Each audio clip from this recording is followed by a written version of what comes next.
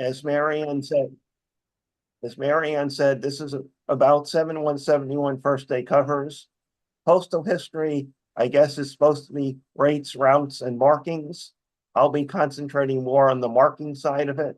I'll comment a little bit later at the end on rates and routes and how they apply as well. A little bit history of the post office. Most people seem to know that what's now the U.S. Postal Service as the post office was first established July 26, 1775, when the Second Continental Congress named Benjamin Franklin Postmaster General. He actually only served for a year. Before that, he had actually been the postmaster of British North America, both U.S. and Canada. The U.S. Constitution gave Congress the right to establish post offices and post roads. It does not mention anything about mail delivery, universal mail service, a lot that people think it did, but basically gave Congress right anything with post office and post roads. Post Office Department was officially started September 26, 1789. George Washington was president and appointed Samuel Osgood as the first Postmaster General. It was a cabinet level position, the U.S. Post Office Department, and stayed that way for 150 plus years. Typically, the Postmaster General was a political appointment. In many cases, it was the newly elected president's campaign manager. J. James Farley, the Postmaster General for FDR, is probably the most famous. He got FDR elected president and got named Postmaster General. In the late 60s, there was a lot of talk about reorganizing government agencies. The significant event that got Congress acting in March 1970, the postal workers went on strike. Strike lasted 8 days. Made people in Congress think about what they wanted the post office to do. That time, there's a lot of interest in turning government things into private corporations. And on August 12, 1970, President Nixon signed the Postal Reorganization Act. It moved the Postal Service from a cabinet agency to a profit-making private corporation. About the same time, they did that for Amtrak, for Conrail, probably a few others. It was effective July 1st, 1971. That's the day the Post Office Department became the Postal Service. To celebrate it, Postmaster General William Bolger authorized a free cachet envelope that was to be available every post office in the United States to celebrate it. 7171 envelope was printed by Garden City Envelope Company. They were distributed in boxes of 500. And the first envelope in each box has the number 500 stamped on it in blue. We call them blue 500s, and they are definitely collector's items. There were 39,570 post offices and sectional facilities on July 1st, 1971. The authoritative source for this is called the REM Catalog, after the late Roy Mooney. And the last edition of it, which I'll show at the end, was published July 1st, 2021, the 50th anniversary. At that point, 24,683 towns were known. A little bit quick story here, how I got involved in it. I've been accumulating them. Back in 1985, I went to one of the local stamp forces at the old Twin Cities Marriott, now torn down just outside Washington, D.C. Roy Mooney was there. He was Mr. 7171. He sold me a copy of his catalog, told me his specialty was Georgia and Alabama covers. I went through the ones I had 30 that had never been reported. I traded them to Roy for everything he had in stock from New Jersey, where I was born, and Maryland, where I lived, and I've been hooked on them ever since. Mentioned that they were printed by Garden City Envelope Company, which I've only recently in the last month learned was in Chicago. I represented the AFDCS at Chicago PEX the last couple of years, and in 2023, a woman came up and asked me if I knew anything about 7171s. And she was shocked when I told her I had 25,000 of them. She said that her father had printed them all. And I said, oh, he worked for Garden City Envelope Company. She said, how do you know? I said, well, we know that. I said, if he ever wanted to sell, she said he had some of his original proofs. I said, if you wanted to sell them, I'm interested. She said that she had to talk to her sister about selling them. We had the same conversation in 2024. Right before Chicago PEX last year, I got an email that she talked to her sister and wanted to sell the stuff. She did show up. I made her an offer, which apparently is a lot more than she thought she was going to get. And I now own what I'm going to call the printer notes from the production of these envelopes. And these are the first time I've shown them. Basically, these were notes that were taken on this is what the 7171 envelope looks like if you haven't seen one. And these are notes taken while they were printed in May and June of 1971 in Chicago by the Garden City Envelope Company. And with notes and who printed them, who folded them, the date, and AM, morning shift, or noon, which is the afternoon, apparently the afternoon shift. It looks like the first 300 proofs were done on May 20th. And we have a similar one in well, actually, no, 300 may be the person's badge number. They printed more in the afternoon. The total printing was 7 million envelopes. So clearly they were busy printing them for a while. Printed more of them on the 24th. This is the morning shift and afternoon shift. These look the same, so I'll go through them fairly quickly. 25th. This is an interesting series of notes from I love this one from the 26th. They printed 6,800 or 68 units of the fabulous first day cover issue. The work order is number 94,755. I don't know what the pieces are. I'm suspecting they were more than the boxes of 500, but notes up here 82 pieces. Also notes here that they printed some with an airmail border on, something we known, but we never were sure if they were actually from the Garden City Envelope Company. And this scrolling here seems to confirm it. On the back of an envelope, they wrote the print quantity for that day. Printed 203,500 envelopes that day. Again, there was a total of supposedly 7 million printed. They're printing more on the 28th, more on June 1st and June 2nd. On the back of it, they printed 338,000 that day. So they are obviously busy. This one's from the 14th is particularly interesting. I had trouble getting a scan. It's an envelope, what I call an envelope and a half. It's exploded envelope in the back of an envelope pasted together on it. They printed 400,000 more that day. That's what the back of the envelope looks like. There's the regular envelope, and there's envelope that's pasted on it. No idea why they did it that way. And they thoroughly finished printing on June 15th. 576,000 printed that day, and they were then distributed to post offices around the country in boxes of 500. The Washington, D.C. is the most common. This is a more interesting Washington, D.C. variety. Rather than the machine cancel, which they did, I think 500,000 of, he said 8 cents into the postmaster in Washington, D.C. Got one back with a machine cancel on. This is a hand cancel with a strip of 3 and a bullseye cancel in the bottom stamp. This is not technically a 7171. It's also the newest addition to my collection. Not a 7171 because it doesn't have the right stamp, but has the moon landing stamp. and a 1 cent stamp paying the 11-cent airmail rate. So for postal history, we do have a rate here.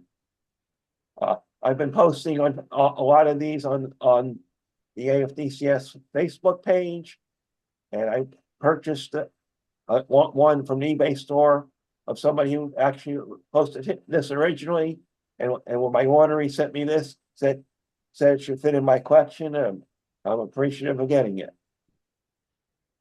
My actual 7171 started on July 1st, 1971. I lived in Rutherford, New Jersey. This is not the cover I serviced. I was actually taking driver's ed at the time, and on the way back from driver's ed, I stopped in the Rutherford post office, paid my 8 cents, got an envelope, and mailed it to myself. But this is another one, so I always start with this one, because that's actually how I got started. I haven't bought a lot of 7171s for the American Philatelic Society stamp store, but earlier this year I was out there looking. They were having Hip Stamp was having a thing. You got free postage if you spent $50, I think it was. I needed something else. I looked at 7171s. There was a lot that said 6 Little Rock, Arkansas 7171s. I looked at the image and they weren't the standard with a machine cancel. They all had these plug bullseye cancels on. And none of them were ever, this cancel had never been reported before. So I had a unique item. I'd love to know who Bruce Roberts was. He clearly, July 1st, 1971, was driving around Arkansas getting cancels. And there were 6 that had never been reported before. Beauty of collecting these, I can own unique items. I don't have to pay. And this slide is out of order. Actually, this slide is out of order. So I'm going to skip it and work back. This is another one of the new discoveries, the Asher branch of the Little Rock Post Office. Also has a nice slogan cancel. Most of the ones from Little Rock just have a regular machine cancel. The Forest Park Station of Little Rock. Again, none of these were known for 55 years. Industrial Station, Ridgecliff Station. The slogan canceled all of them are noting that Little Rock's been the capital for 150 years. Southside Station. And one more that had been reported with a parcel post roller from Sweet Home, Arkansas, which apparently is near Little Rock. But hadn't been found for 55 years, and happened to look at the lot and bought it. I was surprised at how much I got in it. Couple from small towns in Alabama. This is from Bryant, Alabama. If I remember right, had a population around 2,000, but has a post office. You want to document this is a way to document how the post office existed back in 1971. Another small town is Fabius, Alabama. Skip back through Arkansas here. Gadsden in Arizona, another small town in Arizona. This one turned up, I think, 2 years ago, again, after not being found for 50 years. Interesting one from California. Camarillo, California is a fairly common one, but this one added the Pony Express stamp on it for a nice combo cover. Ties in with Pony Express in the old post office logo. Part of the change on July 1st was the logo went from the Pony Express rider they'd used for many years to Eagle. Another recent discovery, French Gulch is a small town in the mountains of Northern California near Mount Shasta. And I found this one not too long ago. Truly different cover. This is from Yolo, California, obviously done by stamp collector, with multiple different cancels, a mail-only block of 4 of the plug cancel, the cutouts from the Cypex souvenir sheet from 1947, with another plug cancel, and for some reason an airmail stamp with I believe this is a pre-cancel that's was normally used in pre-cancel stamps, but No, it's box cancels, parcel cancel. parcel cancel, yeah, that actually makes more, given the size, it makes more sense. I say every time I give this, I learn stuff. If anybody is a skier out there, they've probably heard of Aspen, Colorado. On July 1st, 1971, Aspen wasn't even big enough to have its own post office. They hadn't built the ski area yet. It was a combination of Aspen and Gurbaz, I guess, pronunciation. And this one only turned up in the last couple of years.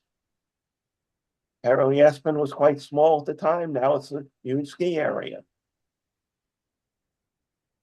Johnstown is in northern Colorado, near Wyoming, and a nice machine cancel and a fairly recent find. Through a couple of purchases, I have the largest collection of Florida, where I'm missing very few of them. But about 3 years ago, Crescent City, Florida turned up. I think I'm only missing 12 that are known and less than 30 that aren't known. Interesting. I like to collect 7171s that went through the mail.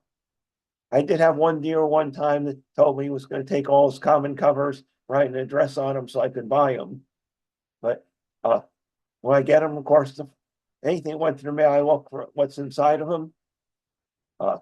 And this one has a note saying that Roger, I guess the husband, is a stamp collector and he might like this first day cover.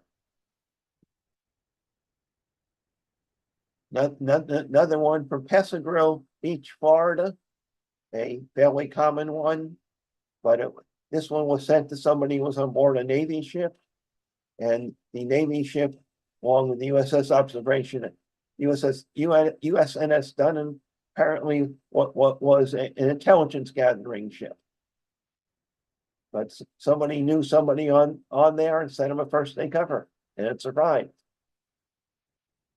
Warner Robins, Georgia. It's another fairly common name. I bought it because it went through the mail. When it came on eBay, I found the surprise in the back. There's a cachet, a previously unknown cachet, saying it's Georgia's international city, and a 7171 cachet. We'll go to Hawaii for a second. CCH I probably should say stood for Community College Hawaii. It's now known as Brigham Young University Hawaii campus. Gone to a 4-year college. Lehigh, I guess, might be the pronunciation. This one turned up during the pandemic when people were going through their collections and putting things on eBay, and I was out there buying them. Small town, Camp Point, another fairly recent discovery, small town in southern Illinois. Chicago is, after New York City, Chicago may be the most common. I bought this one on eBay because it went through the mail, but this is the first report that I know of that USO slogan being used on a Chicago 7171. That machine 14 billion, so they put it through the mail and instead of getting a regular Chicago cancel, got a nice USO slogan cancel. Most of the stations in Chicago are known, and many of them are fairly common. Ashburn Station was the last one to turn up, a nice plug cancel. Atlanta, Indiana, turned up during the pandemic. Added in the presentation here, in a small town in Indiana, And later on, you're going to see a second cover from it. The name I really liked, Liberty, Indiana. It turned up from the same seller that had the previous one. And Scottsburg, Indiana. 3 small towns in Indiana, and after 50 years, they started turning up. Stanwood, Iowa is a small town, or was a small town in northern Iowa, near the South Dakota border. And myself and another person looked at it on Google Maps. We actually found where we think that the post office was. There's an abandoned building that sure looks like a post office. And the rest of it, the rest of the town appears to be an exit ramp on Interstate 29. Sylvan Grove, Kansas. Wheaton, Kansas, 2 more small towns in Kansas. Louisville is another. Louisville main post office, very common. And just recently we found one from Butel branch in Louisville. I live in Maryland now and lived here going on 50 years. And Clear Spring is in Western Maryland. There's a big casino out there now near Deep Creek Lake. And that Maryland's a lot turned up early, and there've been very few new names found. This is about the only recent one I found from Maryland. A truly ugly cancel for West Medford, Massachusetts, but it's the only one known. I'm guessing a collector went in there and said, well, can I get a postmark? And somebody went in the back and found this sitting there. You can tell it's all because it has a 4-letter abbreviation for Massachusetts. Detroit is very common, probably in the top 10. 99.9% of them went through a machine with a 4 straight line cancel. This is the only one I've ever seen with a hand cancel. And what's interesting was what was inside it. A note from the postmaster of Detroit congratulating the employees. They must have had, I don't know, 1,000 people or more working there, but none of these have ever turned up. Coatesville, Missouri, another small town, and Kissing Mills, Missouri. This one I discovered earlier this year and posted on the AFDCS Facebook page. It was an interesting story. That's North Woodstock, New Hampshire. I put out there a couple hours later, somebody posted, I live in North Woodstock. I live behind the post office. So if I can find another one, I'm going to send it to him, have him take a picture of it from the post office. And that's what's now called extreme philately. Holloman Air Force Base, New Mexico, likely restricted access. Right now, I believe a lot of the B-1 or B-2 bombers are based there, but somebody went in there and got the cancel. Oregon, New Mexico, famous for its cacti. Gettysville, New York is a suburb of Buffalo, and this one only turned up in the last year. Rhinestone, New York. They mailed to somebody in Binghamton on Clubhouse Road in Binghamton. As a small town, Rhinestone is a small town in the Catskills. Turned up last year. West Hampton Beach. The Hamptons are where the people who have far more money than I spend their summers. But apparently there was a collector out there. This one turned up about 2 years ago. Cherry Point, North Carolina, where the Marine base is. Found this one at the APS headquarters. The stamp store there. I know I've seen Bob Roof in there a couple of times. Leonard Bloom, who runs it, saves all the 7171s for me. Every time I go up there, I make him an offer, which is more than he thought he was going to get. But There were two of Cherry Point, which had never been reported before. I sent the other one to a Marine who was a big North Carolina collector and used to live right by Cherry Point. He was more than happy to get it. Franklinton, North Carolina. These next three, Cleveland, Ohio is a very common cancel.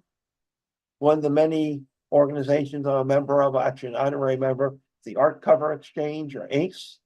ACE members exchange covers with each other, trading them back and forth. And easily the most prolific ACE member is a guy by the name of Charlie Delgado from Elyria, Ohio, ACE 20. And he sends me, I think I get an envelope from him almost every day. He did a couple of add-ons for me in various times on Cleveland ones. This was the first one he did, basically pointing out Cleveland being on Lake Erie. And he marks them all in the back. This add-on was done March 31st, 2022. Then I got this one showing Cleveland Municipal Stadium, known by sports fans as the mistake on the lake. And this one was added July 12th, 2023. But here's my favorite he did. Turns out on July 1st, 1971, the Baltimore Orioles were in Cleveland playing the Cleveland Indians. The Indians won 3-2, 7,862 people at this mistake by the lake. Game took 2 hours and 28 minutes. And this is Charlie's add-on. He refuses to admit that they're now the Cleveland Guardians. And he's a big Chief Wahoo fan. And there's when he added the cachet on. Dingman's Ferry, Pennsylvania. It's on the Delaware River, just north of the Delaware Water Gap. Turned up about 3 years ago, finally. There were the basic first day ceremony for the 7171 was in Washington, D.C., and there are programs known from a number of different locations, including one from New York City, actually two from New York City. One of the two from New York City it is for the closed circuit TV telecast ceremony from Washington. Here's one from Pittsburgh. They're also known for Chicago, Memphis, San Francisco, and probably other locations. But I happen to have a scan handy of the one from Pittsburgh. So this is the front of it. A cover on the inside, signed by the postmaster, with the order of what went on in the ceremony. And the programs are scarce. So when they pop up on eBay, they're generally $15 to $25 items. Reinholds, Pennsylvania, small town in central Pennsylvania. Burnfield, if I remember right, is in the Poconos, as is Weatherly. Webster, South Dakota, with this parcel post roller, had a population at the time of like 20, and basically was in the middle of nowhere. But they have a post office and it's still open. Texas, another fairly recent find. I mentioned early on the blue 500s. Here's an example from San Antonio. Again, it was the first one in the box. My other favorite story on it, since 1978, I have a post office box in Annapolis Junction, Maryland. A blue 5, which at the time, July 1st, 71, had 23 delivery addresses, but a 500 exists, blue 500 exists from it. Why? Because the zip code at the time was 20801. Therefore, it was on the top of the box for zip code 208, so they got a blue 500. This one's from San Antonio, and they apparently got multiple boxes of them, because yesterday on eBay, I bought another one. Vanderbilt, Texas. Cavendish, Vermont, more small towns. A story similar to the Little Rock one. In Northern Virginia, we have there's a show called Springpex, which we like to call the best little stamp show in the country. Gets about 30 dealers every year.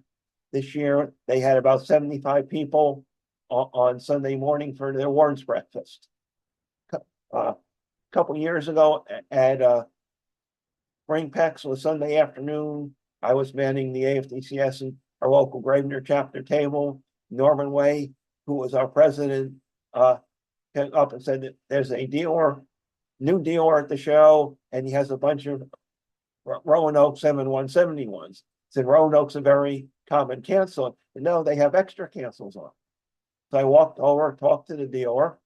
Well, it turns out his father, first of all, this was the first time the dealer had ever done a show. We were best pocket dealer. But his father, on July 1st, 1971, drove around Roanoke getting postmarks. He went to the main post office, got the basic envelope, which is fairly common, and visited all the stations in Roanoke. And none of these had ever been known. So we have Grandine Road Station, Belrose Station, South Roanoke Station, Williamson Station. And fortunately, that dealer at 50 some years later, the covers came on the market, and somebody mentioned it to me, and I quickly bought them. Guy overcharged me, wanted 25 cents a piece for them. And he was happy to get rid of them. I was happy to get them. Woodbury Forest, Virginia is famous. It has a private, used to be called boarding schools there, but it has a post office and turned up recently. Quinault, Washington, Arcade, Wisconsin. You want to call this a 7170? Well, it appears to be missing a stamp. I turned over the back, and for some reason they put the stamp on the back. And one more recent discovery, Wood, Wisconsin. There are also lots of cachet varieties. These rubber stamps were done by, I forget the guy's first name, last name Foster in Washington State, who took hundreds of uncached ones, and he had a rubber stamp cachet similar to the 7171 cachet. This one's from Bybee, Virginia, autographed by the postmaster. Someone drove around the hill country, near Blue Ridge Parkway. So a number of small towns with similar ones that exist.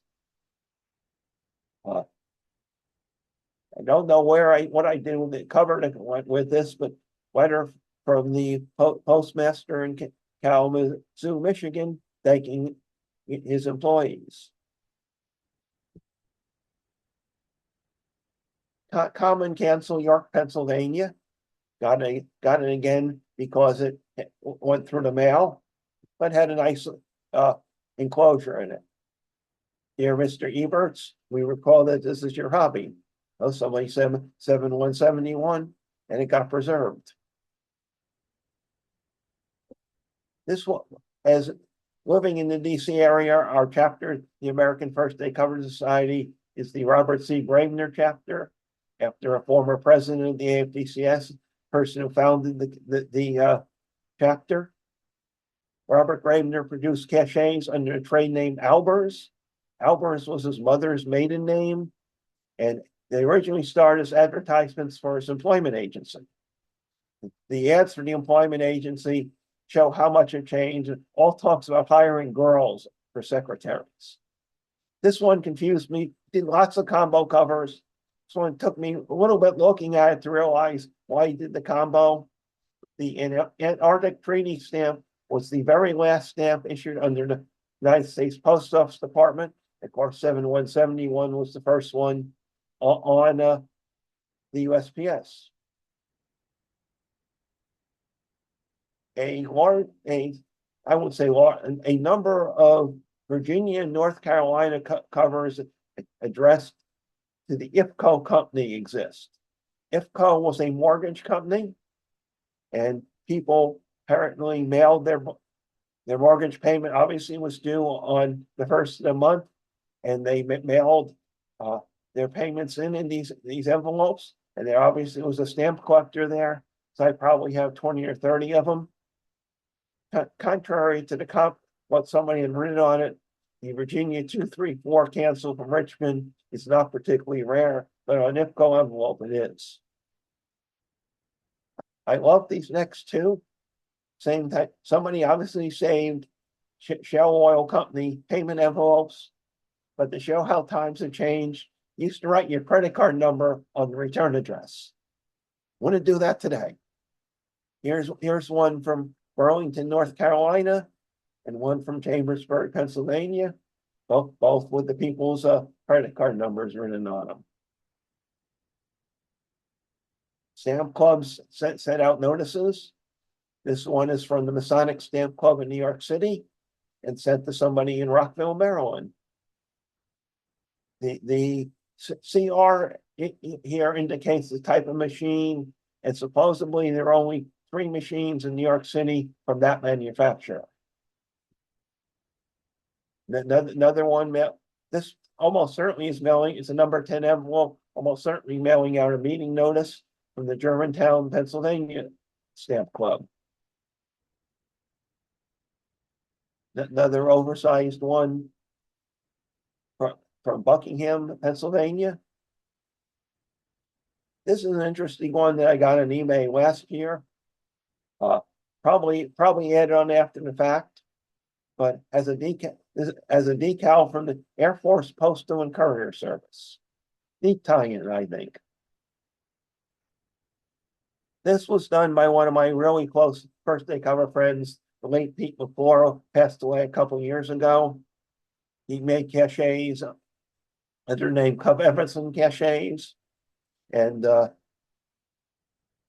I sent him a bunch of uncached ones. For this one, he looked at the address of 1420 Russ Drive, Southwest, found the picture on Zillow, and that became the cachet. So this is the house where the person who did the cover lived. He did one with Winton Blount, the Postmaster General. Blount's auto pen autograph is on 717 Washington, DC 7171s is almost common. Actual autographs are a little bit scarcer. Another one that Pete did for me, Davenport, California, showing a Davenport or a sofa. This is Nora Springs, Iowa, with an add-on of what the post office looks like today. And similar one from Bloomfield, Connecticut, on cachet, he had the cachet on it. Sioux City, Iowa, fairly big size post office. I'm guessing from the picture, it's an older picture of it. Again, Pete added it on for me. These next few are done by Kate Hayden out of Utah, who I guess you would call it a fairly primitive art style, but I kind of like her work. This is from Baker. These are all add-ons. She sells them on eBay under Ms. Bug Arts. And this one is from Baker, Florida, and shows Black River State Park. A fairly common one from Chicago, canceled from the downtown station in Chicago, but she added a nice hand-drawn cachet of RFD carrier. Another one with an add-on eagle, got done in 2021. San Juan, Puerto Rico, with a drawing of the San Juan post office. Chesapeake, Virginia, with an add-on of a model train, with of course a U.S. mail car. An eagle with a souvenir non-USPS cancel from Washington Crossing, Pennsylvania. Roy Clevenger's had that cancel, these cancels there for years and years. I mentioned Atlanta, Indiana being a new find. Well, after I got that one, found one on eBay from a collector in Portland, Oregon, who apparently found one and added the Indiana flag on it. One from Springfield, Virginia, Springfield, Illinois, with a Lincoln cachet from this apparently in Springfield, Illinois stamp club. Here's a dual cancel one. The very, very common Detroit machine cancel, but they added on 4 years today, the Freedom Train that was visiting Detroit. Freedom Train went around the country in 1975 and 1976. I saw it in Baltimore, and the following week at the Pentagon. Show how times have changed. At the Pentagon, you literally drove into the parking lot, get next to the building on the railroad side, and the train was parked there, no security. Wouldn't happen today. This one was one of my attempts to do a dual cancel, and I must not have enough caffeine that morning. So the cancel is Winter Haven, the dual cancel is Winter Park.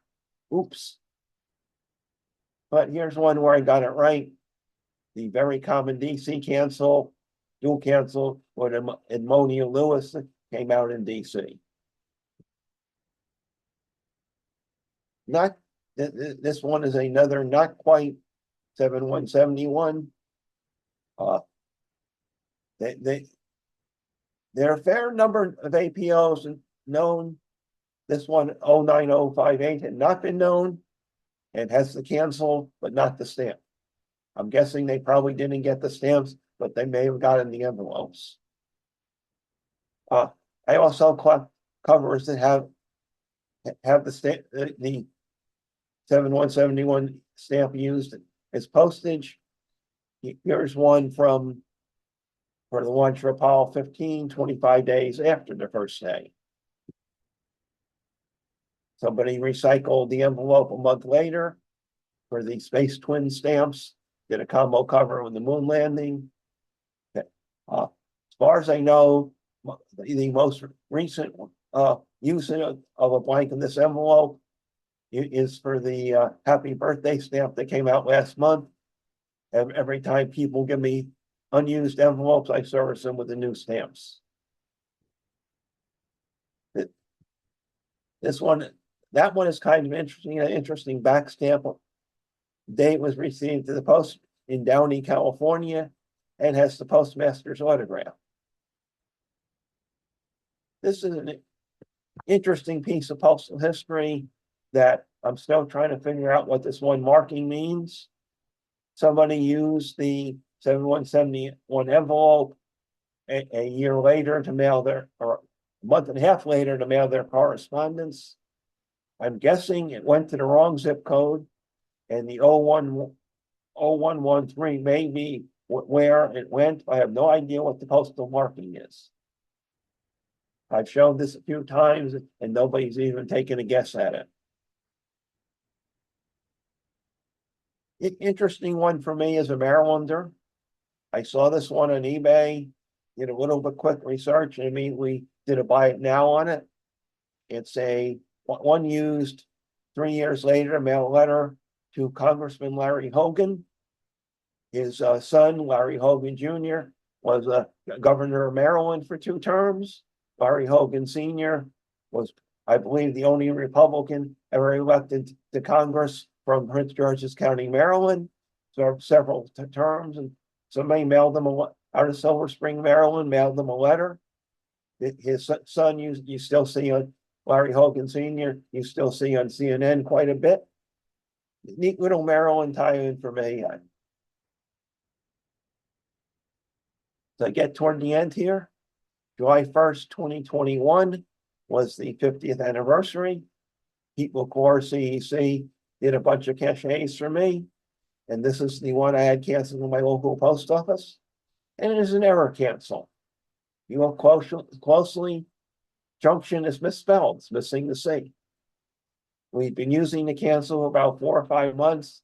I posted an unofficial location cancel I did on Facebook. somebody said, junction's misspelled. I said, no. I looked at it carefully and yep, clerks hadn't noticed either.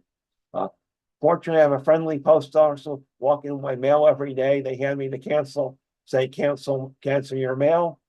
So it gets a nice hand cancel, but we've been using this for months. Never noticed. I mentioned the REM catalog. If anyone wants to learn more about it, this is the basic catalog.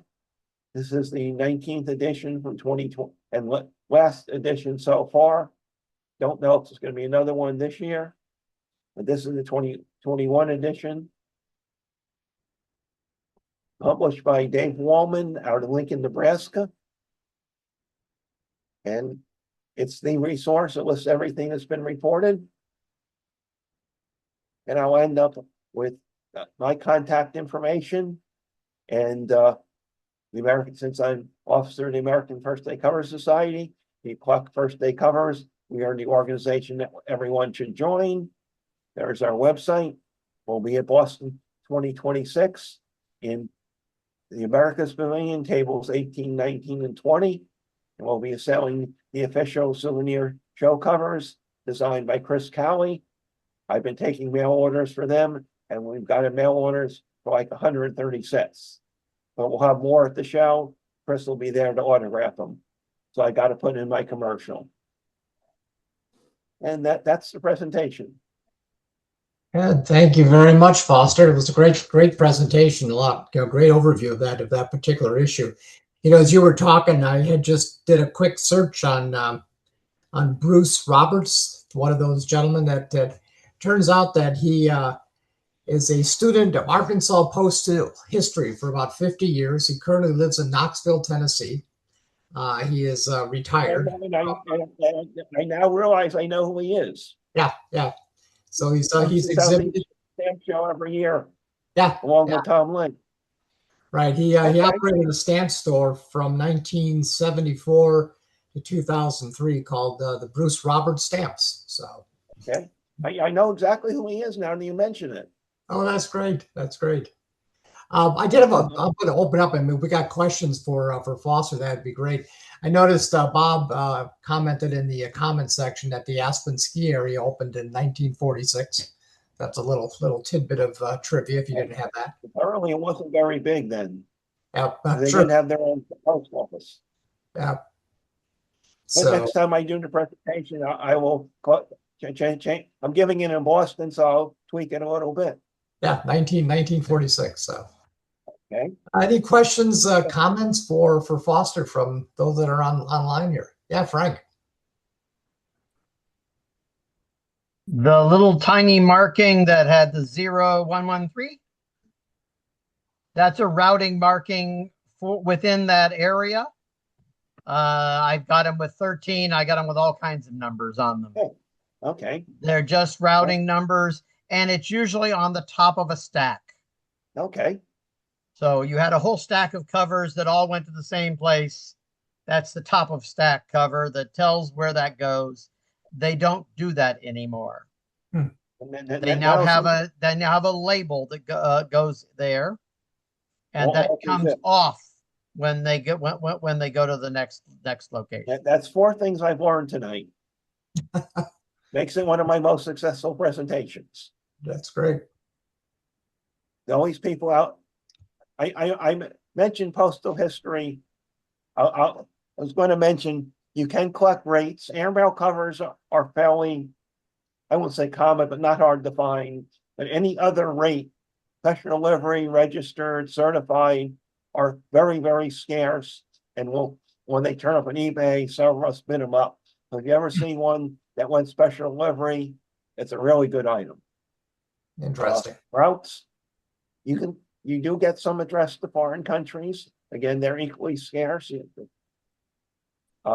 If they turn up on eBay, we're bidding on them as well. And if I expand this some more, I may put in 1 or 2 overseas. And if I can find a special delivery, I'll put that in.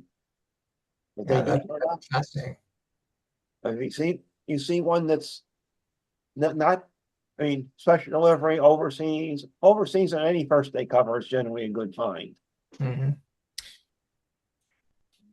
I have a question, or I got a comment, I guess, if that's okay. Yeah. Your Wisconsin cover is Arcadia, Wisconsin. That's the home of Ashley Furniture. It's north of La Crosse along the Okay. Mississippi River. What It's a I, little what I've town. learned about Wisconsin in the last few years is how long a drive it is across Wisconsin. I do Minnesota Stamp Expo every year. And first time I went to Minnesota, I had no idea how long it was going to take me to get from one side of Wisconsin to the other.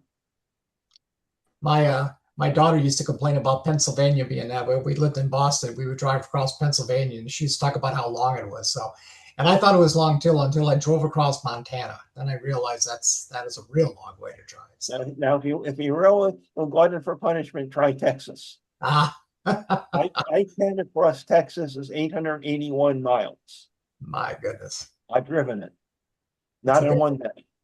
I was going to say not in one day. I do have a question for you, Foster, about add-on cachets. I noticed all years had kind of the dates or years when they were added. Is that more common now than it was back in the day? I mean, it seems like it's hard to tell sometimes if cachets are add-ons or not.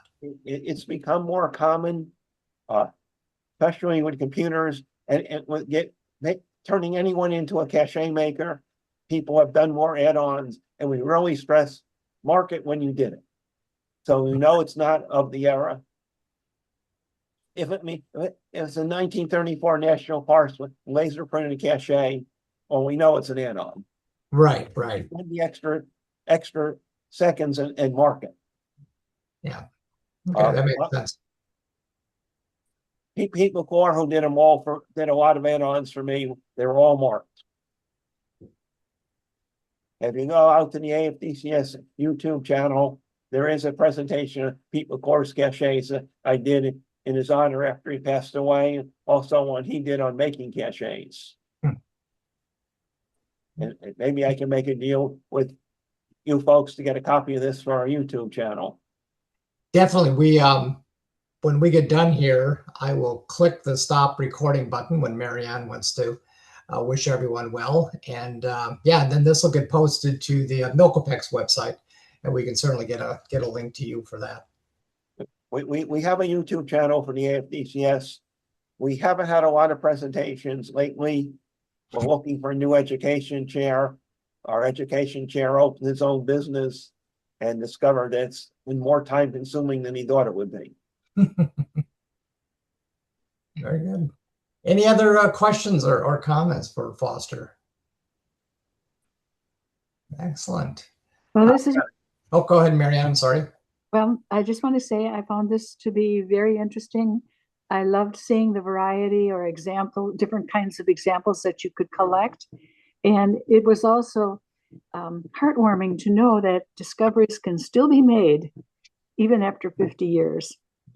There's still about, I'd say, 13,000 towns we need to find.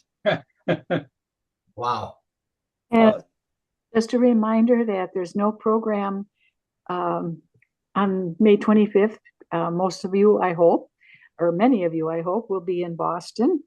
And just also a reminder that this presentation was brought to you by the Milwaukee Philatelic Society in conjunction with Milkopex. And if you're interested in exhibiting, we're still accepting exhibits. We have non-competitive exhibits, one-page exhibits that you can also add by putting it on our website. And September 25th, 26th, hope that some of you will be able to join us. Good. Thank you, Marianne. And I think that'll conclude our program. Foster, thank you very much. You're welcome. Thank you. I enjoy giving them. I learned 4 things tonight, so well worth the time. Excellent. Thanks, Take care. Foster. See you in a couple of weeks. See you in Boston. I know you'll be there.